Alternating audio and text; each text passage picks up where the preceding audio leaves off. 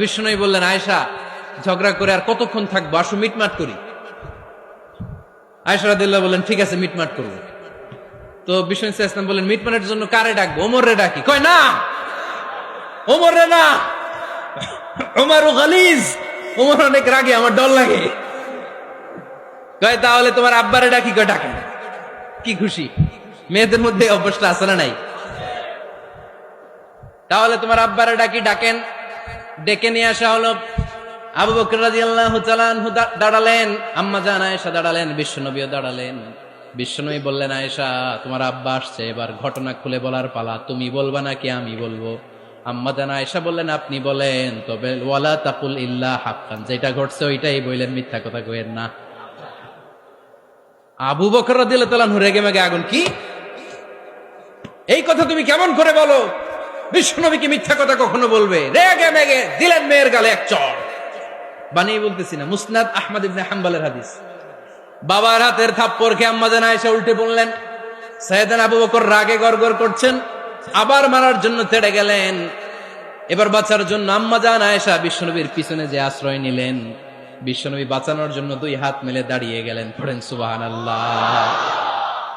বিশ্বনবী যখন দুই হাত মেলে দাঁড়িয়ে গেলেন, সাইয়েদনা আবু বকর রাদিয়াল্লাহু আনহু থেমে গেলেন। সাইয়েদনা আবু বকর রাদিয়াল্লাহু তাআলা আনহু ঘর থেকে বের হয়ে বারান্দায় দাঁড়ালেন। পড়েন সুবহানাল্লাহ। এবার বিশ্বনবী আম্মা জান আয়েশার কাছে যেয়ে বলেন, ইয়া আয়েশা, কাইফা রাআইতিনি আনকাসতুকি মিনার রাজুল, দেখছো কেমনে বাঁচাইলাম? আমি না থাকলে বর্তমানে ফেলতো আজকে। আমি বাঁচাইছি তোমারে, আমি, আমার লগে ঝগড়া করো তুমি। লজ্জায় পড়ে আম্মা জান আয়েশা খিলখিল করে হেসে দিলেন, বিশ্বনবীও হেসে দিলেন। দুইজনের হাসির মধুর আওয়াজ শুনে সাইয়েদনা আবু বকর বাইরে থেকে অবাক, কিরে এতক্ষণ না ঝড় তুফান, এখন দেখি হাসি। সালাম দিয়ে অনুমতি নিয়ে ভিতরে ঢুকলেন। ঢুকে দেখেন আম্মা জান আয়েশাও হাসে, বিশ্বনবীও হাসে। এ হাসি দেখে আবু বকর রাদিয়াল্লাহু আনহু হেসে দিলেন। আরশের উপর থেকে খুশি হয়ে গেলেন কে? এবার সাইয়েদনা আবু বকর রাদিয়াল্লাহু তাআলা আনহু বললেন, ইয়া রাসূলুল্লাহ, আশরিকানি ফি সিলমিকুমা কামা আশরাকতুমানি ফি হারবিকুমা। ও নবী, যুদ্ধ লাগলে, দুইজন যুদ্ধ লাগলে মীমাংসার জন্য যেমনি আমারে ডাকেন, এরকম হাসি আর আনন্দের মুহূর্তেও আমারে একটু ডাইকেন। আশরিকানি ফি সিলমিকুমা কামা আশরাকতুমানি ফি হারবিকুমা। নবী, আপনাদের মধ্যে ঝগড়া লাগলে সন্ধি করার জন্য আমারে যেমনি ডাকেন, আপনাদের হাসি খুশি আনন্দ খুনসুটি এই মজাদার মুহূর্তগুলোতে আমারে বঞ্চিত রাখেন না, আমার একটু ডাইকেন। সুবহানাল্লাহ পড়েন। এই মুসনাদ আহমদ ইবনে হাম্বলের হাদিস শোনার উদ্দেশ্য হচ্ছে, বিশ্বনবী প্রথমে ওমর ফারুকের নাম বলেছিলেন। সাইয়েদনা আয়েশা বলে, না, আমি ডরাই। হাইবাত, দিস ইজ কল্ড হাইবাত ওমর। একবার বিশ্বনবীর সব বিবিরা ধরলেন, ও নবী, আমাদেরকে এটা দেন, ওইটা দেন, ঘরে এটা নাই, ওইটা নাই, ওইটা নাই। বিশ্বনবীকে, আমার কাছে কিচ্ছু নাই। যদি এমনি আমার বউ হয়ে থাকতে চাও থাকো, তাহলে তা না হলে যা লাগবে কিনে দেব, সাথে সাথে তালাকও দিয়ে দিব। কিছু দিতে পারবো না, আমার নাই তো, সামর্থ্য নাই। কিন্তু বিবিরাও ছাড়া না, এটা দেন, ওইটা দেন। বিশ্বনবী রহমতের নবী, বিবিদেরকে বুঝাতেও পারেন না। বিবিরা আবদার করতেছে, নবী এটা লাগবে, ওইটা লাগবে। ইন দ্য মিন টাইম বিশ্বনবী একজনের সালাম শুনতে পেলেন। কে যেন দরজায় দাঁড়িয়ে বলতেছে, আসসালামু আলাইকুম। বিশ্বনবী দরজার দিকে তাকালেন, তাকিয়ে বললেন, ওয়া আলাইকুম আসসালাম। আর বুঝতে পারলেন এটা আমার ওমরের সালাম। সালাম দেওয়ার পরে বিবিদের দিকে তাকায় দেখে একজন বিবিও নাই, সব অন্দরমহলের ভিতরে দৌড়। সুবহানাল্লাহ পড়তে পারলেন না? This is our super hero Omar. এরকম ওমর একটা লাগবে, চিল্লায় বলেন কয়টা? একটা ওমর গোটা বিশ্বকে সোজা করে দিবে। একটা ওমর সবল আর দুর্বলের সব পার্থক্য দূর করে দিবে। মাজলুমের উপর জালিমের অত্যাচারের অবসান ঘটায় দিবে। গোটা বিশ্বটাকে সাম্য, মৈত্রী, ভালোবাসার, ইনসাফ দিয়ে পরিপূর্ণ করে দিবে। সেই ওমরের অপেক্ষায় আমরা। নিজের ছেলেকে 80টা বেত মেরেছেন। কয়টা? 80টা বেত মেরেছে। এই ব্যাপারে অনেকগুলো বর্ণনা পাওয়া যায়। সবচেয়ে সহি বর্ণনা হচ্ছে মুয়াত্তা ইমাম মালিকের বর্ণনা।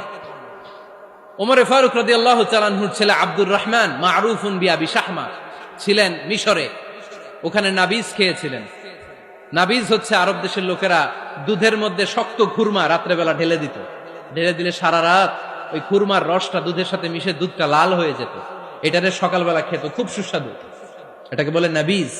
কিন্তু এটা রাতে ভিজাইলে সকালেই খাইতে হয়, রেখে দিলে আবার একটু সমস্যা হয়। এটা অনেকটা তারির মতো হয়ে যায়, মাতলামি চলে আসে।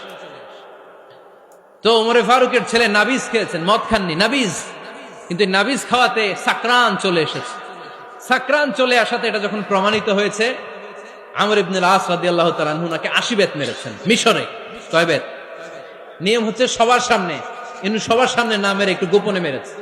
এই তথ্য যখন ওমরে ফারুকের কাছে এসেছে, উনি বললেন না, মারতে হবে সবার সামনে, আলাদা মাল্লা কেন? ও মদিনায় ফিরে আসলে আমি আবার 80টা মারব।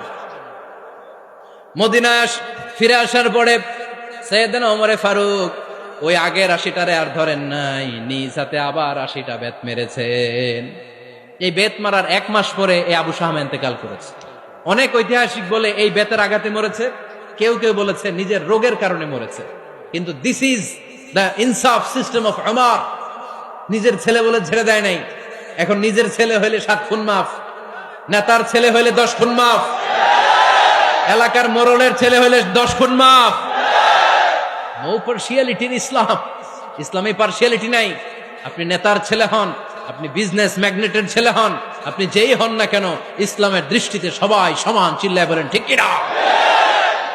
বানু মখজুমিয়া গোত্রের এক নারী চুরিতে ধরা পড়ল। সাহাবারা বললেন, নবী, মদিনার সবচেয়ে ভেরি প্রেস্টিজিয়াস এন্ড ডিগনিফাইড ফ্যামিলির মেয়ে, আপনি হাত কাইটেন না, কারণ ইসলামের নিয়ম চুরি করলে কি কেটে দাও? বিষ্ণু বললেন, বলো কি? হাত না কাটার জন্য তোমরা আমাকে রেকমেন্ড করছো? এটা আল্লাহর আইন। পৃথিবীর কেউ রেকমেন্ড করলো শোনার ক্ষমতা আমার নাই, কারণ আইনটা দিয়েছে কে?